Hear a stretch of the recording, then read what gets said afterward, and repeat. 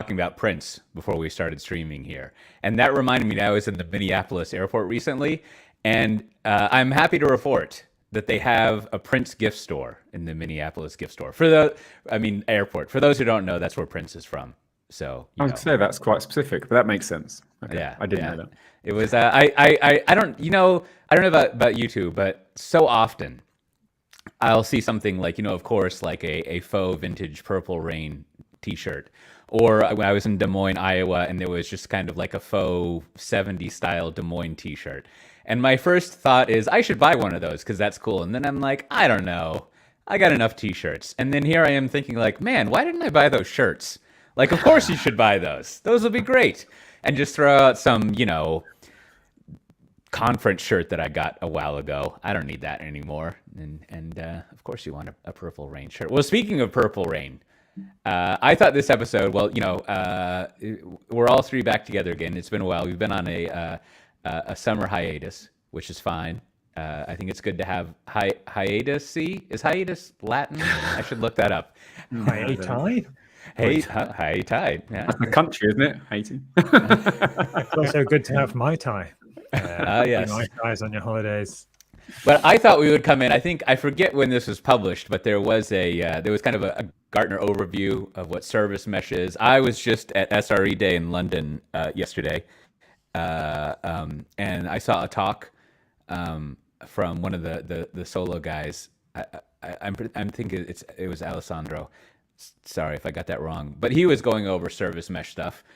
And I always wonder what a service mesh is. So I thought it'd be a good time to check in. Now, Ed, of course, here's the lineup that I'm thinking we're gonna have. One, I'm just gonna be like, what is the deal with service meshes? Right? Like that's my role as always. And I think Ed, you follow all this stuff closely, so you know what we're supposed to think about service meshes. Like you've got like the analyst things, right? And I think for those listening, the kind of like maybe head shake is exactly what we're supposed to be thinking about service meshes at the moment. So good job. Yeah. And then Ben, what I'm going to ask from you is like, why don't we just use Spring Cloud, right? Like it seems like this is a weird category of stuff that I don't know. But let's start with that. Is like I remember, golly. 3 years ago or more, like I interviewed someone on my other podcast, Software Defined Talk, from the Istio project, and I was basically like, I don't understand what the service mesh thing is, right? Like I keep reading about it, and I also don't understand exactly what Istio does, and I think that was also the point where Knative was something than it other was. So I get confused about Knative every now and then. To me, the cloud native orchestration world is just like, you made a gumbo and tripped on the way out of the kitchen, and it's kind of all there on the floor. It's delicious, it smells good, but you're trying to make sense of it. Like to use another Latin word, like the Hosprix, who would like look at the intestines of a bird to tell the future. But moving on, you two tell me if I'm wrong, but my understanding of a service mesh, let's start with the definition, is that, as the Gartner overview said, of course you could do this with VMs, but essentially it's if you have a Kubernetes-based platform, and inherently, again, you can always do the bad things that you're not supposed to with this stuff, but if you have a Kubernetes stack, the application architecture you're supposed to have is what older gentlemen like me would call a distributed application, which is to say you break an application into different components that collaborate over a network, even if that's a fake network. But basically, they're going to be making calls over a network. Maybe it's an event-based system, but you don't just have like one chunk of code that's coordinated with each other. You've got these components that are working over a network. And I think the notion of a service mesh is that, like, this is the first Cote is just like shocked that gambling's going on in Kubernetes.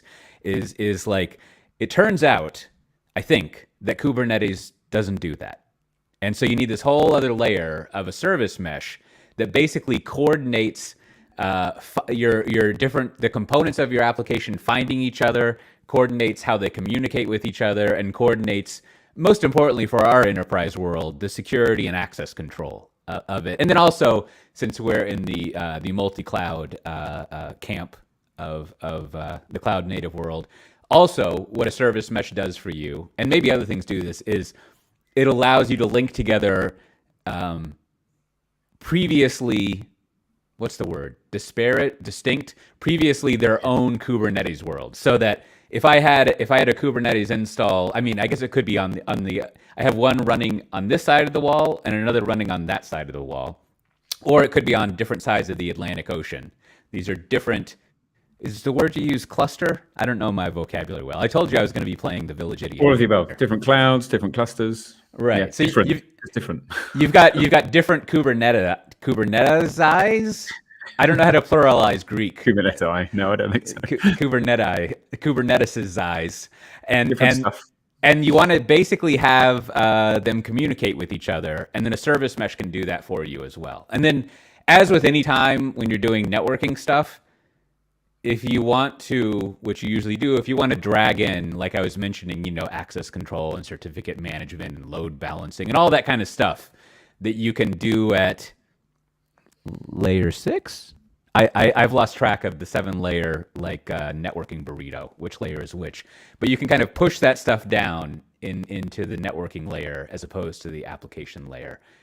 And I think that's what a service mesh does. Is that in the ballpark? That's what I think it does. Yeah. Yeah. I mean, go on. Oh, no, go ahead. I was just going to fill dead air. I mean, my problem is that I'll go off and I'll read about service mesh. I'll understand what it's telling me, which is largely what you just said at a very high level. I can read and get more about the low level. And then 2 months later, someone asks me about it and I have forgotten a lot of the detail. And I just come back to this same thing. In my head, my analogy has always been actual sort of real traffic and Google Maps. So I'm like, real traffic, like if I want to drive off across my little island, okay, it's small, I don't have far to go, but it said maybe it's multi-island, who knows, either way. If I want to go off to somebody else's house and see all my mates, it was easy when we were all small and we all lived a mile away, and then we all broke up and we all went off to different places. Now suddenly I have to drive off to see them, and someone's got to coordinate all the traffic. The network pipes and stuff are all there, right? The roads and the traffic lights. But I go to something like Google Maps to say, actually, what route should I take to get from here to there? And it will show me. And it will show me things like traffic bottlenecks. So if there's too much traffic in one place, it will show it red. And it might well say, you know what, it'd be quicker if you went that way, not this way. And I kind of look at service mesh as being that overlay on top of just the road system. Yeah. But you control it. Google Maps for me is I can't say, you know what, stop all that traffic down my road and let only me go down it, please. Or let me and my 5 friends go down it. Whereas in service mesh land, you can say, great, send all my blue cars this way, send all my green cars that way. It just lets you have more control and visibility. And like you said, secures it all. I've got roadworks outside my house right now, so they've shut the road. And that's another thing, the security is right. You can pass, you can't. It just lets you regulate all that traffic, pick and choose where it goes, and visualize it all in real time in a way that, as you said, Kubernetes wouldn't provide out of the box. That traffic would still be flowing, but in a very chaotic, random manner that you wouldn't have visibility into. No, that makes sense. Well, first of all, I've been having some mic problems. So if my audio sounds annoying, I apologize. But it's only in StreamYard, which we record this in, and also in Chrome and Zoom, it's fine. I don't know. And other areas. So maybe one day I'll fix that, hopefully soon. But yes, following up on what you were saying, Ed, I guess after all these years, and we, of course, sell a service mesh, so I'm not going to be too negative about it, of course, because why would I? It's great. But it does seem like if you boil down, there's two, other than what it does, there's 2 reasons that you use a service mesh. One is that Kubernetes doesn't do what a service mesh does, and so you need that. But then I think, too, the even more compelling reason that maybe emerges is, as you were saying, you have more control over the flow of network traffic, and therefore, because the applications you're running in Kubernetes are distributed applications because they need a network to function, you have a lot of control over how your applications are executing and what the applications are doing. So it's really just like you just have more control, which in general, especially if you're my bank, I want you to have as much control as possible. I appreciate that. Like it's great. Yeah, I think the challenges have been like, so the difference for me, Google Maps is as simple as it can be. I can fire that up in an app on any device I've got. I see all my roads. I click with a finger, I'm done. And if Service Mesh were that easy, I suspect everyone would have one, buy one, everything's great. Yeah. But they are not as easy to implement, right? They add Yeah, all and- this extra, the sidecar pattern, all these extra technical constraints they have and operational concerns, people who need expertise in service meshes to operate them. And that seems to be one of the big stumbling blocks in terms of the adoption. And I think that's the part, to go back to the thing both of us have said, but especially me, it's like it seems like something that should just be built into Kubernetes. Not only because, like, conceptually, at least to me, it seems like, isn't that what that does? But also, I mean, I feel like maybe one of the lessons of, if you remember software-defined networking, I remember spending a lot of time trying to figure out what that was. But it was kind of similar, where I don't think there was like a standard. It was just like an outcome that people were looking to achieve. And so there were all these different ways to do it. And then that was just a lot of cognitive overload and also compatibility problems. So it seems like if you just made it part of Kubernetes, just like with a lot of stuff in Kubernetes, it would just be like standardized. But I don't know. That's not how it is, I suppose. Which brings me to, so Ben, like, you are the one who has programmed much more recently than me, since I stopped programming in 2005. But it feels like a lot of what a service mesh is trying to accomplish, like, first we had JNDI, which did that, sort of. And then, like, and now, I mean, it's not only Spring Cloud, but now at the application layer, you have like Spring Cloud. And Spring Cloud is a whole bunch of different stuff, but you basically have like built into, I think, most every enterprise programming stack is a concept of I'm a little teapot. I'm a little chunk of code, and I need a network connection to connect to another little chunk of code to hang out with it. And so therefore, I need a registry so I can look up the other chunks of code. I need a way of getting that connection, and it also needs to be secured and configured, right? And it seems like this is always my maybe naive view of networking stuff. Is just like, well, one, doesn't that exist already? And is this really just a way to not have to schedule a meeting with like the network admin? Like like it seems like what you'll end up with is you'll have a service mesh. So one, you would have your like whatever, your router configuration is, your network admins, and then you might even have your virtualization admin setting things up. And then you're going to have your Kubernetes admin setting up their service mesh. And now you've got 3 network configurations going on. And then the developers don't want to talk to any of those people. So they're going to be like, hey, what if we just do our own service mesh layering? And then we never have to talk to those people. And it seems like you would just go all the way down the stack and be like, what if we talked to that original network admin and we had them do this? But I don't know. What am I making up some tempest in a teapot here? No, I think there's some truth in that. I think there's a huge amount of it depends to this whole conversation, really, isn't it? You're right when you mentioned that there are alternative mechanisms for doing much of what exists in a service mesh. You mentioned Spring Cloud has some things in there, like Spring Cloud Gateway, that will give you access to all sorts of features like load balancing. You have stuff in Spring for observability around micrometer and things. There's all sorts of options in there, but of course you've got to remember, not everyone's writing Spring, right? If you're writing Python or whatever, it's not naturally your first choice, right? You still, but there are options. Okay, so what you're saying is true. There are options, and I think even in Kubernetes land, there are options. If you want to do service discovery, there's a way to do that in Kubernetes with the built-in DNS features, right? But it depends on your point of view. If your point of view is that you would like ubiquity and control, then a service mesh might be ideal for you. But if you have the point of view that it is complex, which a lot of people seem to have, or that it slows you down, or that it adds a degree of cognitive load that you don't want, then maybe you'll be quite happy with some of, mix and matching some alternatives that already exist out there that are closer to your stack and closer to the way that you work. So yeah, it's a challenge because there's a great deal of it depends on your enterprise and what it is that you're trying to achieve and your point of view.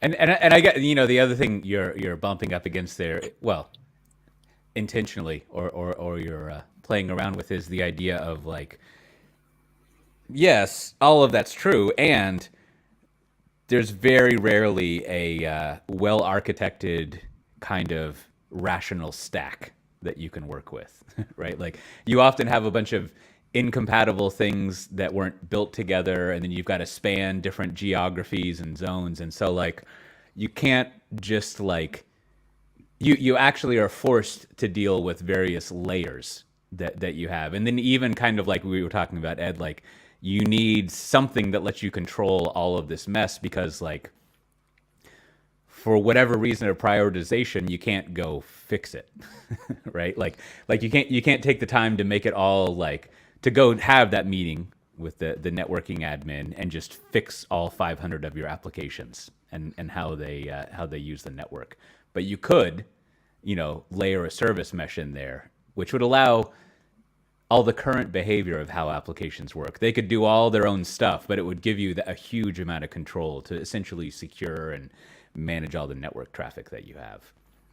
Which, again, sounds like something I would like my bank to do. That sounds great. That's my new use case for everything. Is like I don't want my bank innovating. I would prefer they just stay exactly the same and not ever try anything new. Yeah, well, that's kind of, I mean, that gets to another area of kind of abstract thinking, which is like I'm starting to wonder if that picture that I was just painting it's a little un-DevOpsy, and that we're intentionally building a stack where we have these layers that are almost like silos that we've knocked over instead of them being vertical. And we're totally cool with having these layers of people who don't coordinate and talk with each other, like the networking layer, the infrastructure layer, and then and then you just let the application developers do whatever they want within this like very controlled environment. I think it's decoupling is what you're describing. Yes. It's not the idea that I don't want to talk to anyone. It's the idea that if you can decouple the dependencies between those layers and those folks to a certain extent, they can all get on with what they're good at and not spend countless hours in meetings debating RFC protocols, right? Yes. If anything, I mean, it should make the fact, even if that becomes a technology silo in terms of a separate application, but it doesn't necessarily become a silo from a process point of view. I mean, if it's sort of designed from the ground up, being DevOps, should we say, then potentially it can all be automated and built in and integrated to whatever processes you've got. But like Ben said, I think it's a decoupling. It's right. The idea, especially with the service mesh, is the application developers don't have to care about that. It takes some stuff off their plate. And if the network guys just built it in, like you said, ideally, if it was just built into Kubernetes anyway, then the Kubernetes team operate it. You don't even need your network team to be involved, sort of thing. Or it's just part of. But it's the decoupling and just, that being the whole point of abstractions, right? It makes life simpler for people because they only have to worry about certain considerations. But it feels to me like service mesh isn't necessarily, it hasn't nailed the abstraction level. Is it right to have the network team doing it? Or do some people want some of that stuff sort of at the development stack level? Do you put it in Spring Cloud? Do you put it in, I think Dapper's one that I've seen, which was originally a Microsoft thing, wasn't it? But is now sort of a CNCF one. But again, that's like a middleware layer. It uses sidecars, overlaps with a lot of the service mesh functionality, but is geared more at developers, not at like a platform team in the same way. So they sort of see that some of that functionality might be better off at that persona level. And it just clearly doesn't resonate with everybody that this is the right thing they want. This is an abstraction they need. Yeah. Yeah, It does. yeah. It Oh, does go seem ahead. to have failed to deliver on a certain amount of promise. Perhaps, if we're looking back at it retrospectively and thinking about, I don't know, the last 5 years of service mesh discussions, seems to have not been as pervasive as hoped, and not been as highly adopted as hoped. And when you sort of retrospect on the reasons why that might be, there are several, and we've talked about some of them already. Complexity, definitely an issue. Consistency, getting folks consensus as well around service mesh. Actually building a consensus around it is probably very difficult. So it seems to be a certain amount of not quite delivered on the promise yet. So maybe there's more to come. Maybe there's ways to make it even simpler, bake it into platforms, right at the start, so that the introduction of a service mesh isn't as jarring as it perhaps is if you come along and do it later. Yeah. Which, to be fair, that was one of Gartner's sort of recommendations in this report, wasn't it? So they basically pulled up the same of, that it hasn't seen the success or the adoption that was maybe expected from it, and that they didn't really see that changing. And also that one of the things you do, a lot of people do bundle in a service mesh with a platform. So look at those. And I wasn't, there were a bunch of things in there that I guess from the VMware point of view were very good. The things they said they felt a service mesh should be doing to be successful, which is what we talked about, multi-cloud, multi-whatever, connecting disparate meshes, sort of being an overlay on top, offering management at scale, all the things that our product is sort of geared towards. It's the one of the use cases where they did see value in them and say these ones may be the successful ones. And that might be also, we had this other report, I don't know if we mentioned it or not, Gigarom did a report. And that's more of a just comparison of service meshes, should we say, rather than a state of the industry. But we scored very well in that one as well. We can put those in the show notes. Absolutely. Oh, this was a radar, wasn't it? I love a good radar. Yeah. I love a good radar. How close are they? How close are they? You got to watch your back with the radars, haven't you? I like the framing, or the framing is like a rhetorical thing, but I like the why does this thing exist explanation that we're getting to, which is like, another way of putting it is that, like, so you have your application developers, and to put it very broadly, like, you don't really want them worrying about networking issues outside of their own application, right? Like, and versus like the, whatever you want, I'm going to say the operations people, the people running all this stuff, instead of focusing on the application development. Like, they're the ones who can worry about like your multi-site Kubernetes stuff, like what networking issues are as far as your ingress and egress once it's actually on the public internet, and like all of that sort of stuff is like not really anything you want your application developers dealing with, right? Like inside their application, sure, they can do whatever they want. And if that's the case, it does make sense almost to some extent that your service meshes this kind of external thing, like a tool that you choose that fits the needs that you have to fit into your like multi-cloud setup. and equally, you don't really want Kubernetes assuming that it knows what you need. Like you want to keep the core of Kubernetes pretty small and just focused on kind of its orchestration and its being an API and a specification for how to do all this stuff. And then you get that not only like security controls, but also just like performance controls and stuff. I don't really know anything about network administration, but I think they do that kind of thing. I like that idea too. The idea that, actually it's what you can relieve folks from having to deliver. Right. Look, don't worry about observability. We've got this APM monitoring built in through the service mesh, right? You don't need to worry about it. We know every traffic call that's going anywhere. We know exactly what, if your CPU is spiking, we know about it. If you're running out of memory, we know about it. Just don't worry about that stuff. It's all sorted. That's great. Your cloud bill quadrupled this month because of egress charges, but we can see that. It's fine. It's kind of like, I forget what there's some practice that emerged.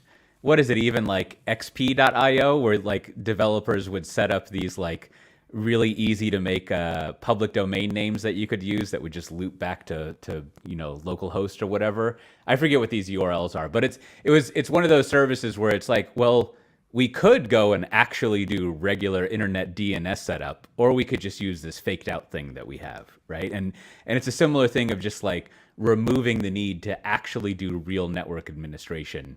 It's like my I don't know, not perennial, but any chance I get, I make the snarky comment of like, it sounds like a lot of what we've been doing for the last 15 years, if we just had fixed DNS, we could have saved a lot of time. Like at some point, someone should realize like, well, maybe you should fix how this works if it's so complicated. Has anyone thought of that? But apparently not. Instead, we put up with it. We went it's the only opposite the way, right? fundamental substrate that you have an issue with then. The fundamental substrates of the internet. As long as we just fix all this. Yeah, it's just like, I mean, again, I'm a naive application developer, but it's like, I just have a string that I want to go to this set of numbers. And that's it. Like, how hard can it be? Right? Like, See, in a monolithic Answers app, in the that would have comments, been folks. simple, right? Yeah. DNS, distributed name system. You make something distributed, it gets more complex. And we thought, that seems good. Let's do it to everything. And now we have Kubernetes and even more complexity. I don't know. You're just like A records, C names. What is all this? Who needs this? I hear you. Well, yeah, I think that's I think that makes a lot of sense. I mean, it's similar to software defined networks where like you can't really have a standard, but you can have the outcomes around that. Well, I think we've solved that problem. Really got that cinched up. That was easy. Yeah. So I think just to bring it in the talk that I saw Alessandro giving, right? Like it was at SRE day, right? And it is kind of a validation, but it kind of adds the direction we're going. Is he did kind of articulate like, and therefore, if you look at what a service mesh does, it makes sense that an SRE would be interested in using it to accomplish many of their goals, right? It allows you to have a lot of control over and kind of, they don't say promises, but establishing a contract, your SLOs with people that we can kind of like you were saying, Ed, like, don't worry about the cost. We can monitor that and kind of deal with it when it happens. And, that's, I don't know if that has anything to do with SRE stuff, but it does make sense that it would be a good tool for an operations person to use to have a lot more control over that versus to use my jokey thing like, oh, now we got to go talk to the network admin, right? Like you have the your layers of abstraction. What did you say, Ben? Componentalization? Yeah, well, decoupling. Decoupling. That's the one. That's supposed to be good. Decoupling, always preferable. It's not if you're in the last train car. That's unpreferable. You want some strong coupling. And a very strong coupling there. Yeah, I guess with automobiles, that's a decoupled architecture, but a train is coupled. That's almost. I always shy away from metaphors in programming because you might as well just talk about the actual programming. But there's a lot of efficiencies in coupling, just like with trains. Versus you give up a lot of efficiencies to have the agility of a car system.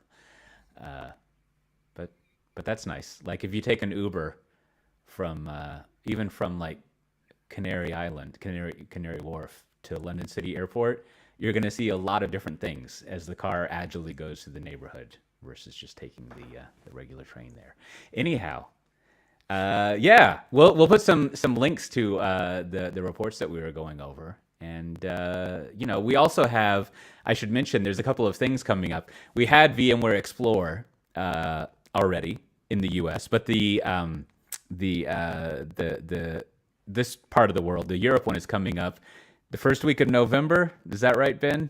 Yeah, that's right. And Ed, you were in the US. Maybe you could tell us how it was in a second. But yeah, that's right. The first week of November, I think it's November... Is it 3rd through 6th, something like that? I think it might be 6th to 9th, but again, I'm not 100% on that. 6th to 9th is the right answer. Thank you, Ed. If you just search for VMware Explorer EU, it'll be in Barcelona. And I think we've got one in Singapore, haven't we? So one in Singapore as well in a few weeks. There's a lot of Explorers going on, and I'll be involved in 2 talks there, which will be nice. And then Ben, you're going to be at Backstage Con, which I will am. also be I'm fun. really excited about that. I can't tell you how excited I am about that. It's going to be awesome. Yeah, no, I mean that's You're giving a a talk, right? You're not I just am giving attending, a you're talk speaking, presenting. yeah, I've got a brief stint as a speaker at Backstage Con. I think that is the day before KubeCon starts proper, right? Because it's one of the sort of adjacent conferences to KubeCon in Chicago in November. Yep. Yeah, and then also just the last of the things on October 9th, we have a Spring One tour in Amsterdam where I will be there. That's your hometown. Oh Yes. my word, you'll be so be in there. demand. You'll be telling folks where stuff is, and Exactly. I'll be emceeing it and hosting the Q&A at the end. And then we have another Spring One tour coming up October 12th in London. So if you're in Amsterdam or London and you're interested in programming, and especially if you're interested in Java or Spring programming, that'll be a great chance to it's a good free educational event. And as I like to only not half joke, I mean fully not as I seriously. It's a serious comment that is also a joke. There you go. That like, it beats actually doing your real job, but it's a legit, like you don't have to take a holiday to go do it because it's a continuing education. So you should definitely come to it since it's great and free. Well, with that, as always, this has been Tanzu Talk. If you want to get the show notes we mentioned, see the conferences we suggested, if you go to tanzutalk.com, you can find this episode and see it. Or if you've watched the video, you should be able to see it below there. And with that, we'll see everyone next time. Bye-bye.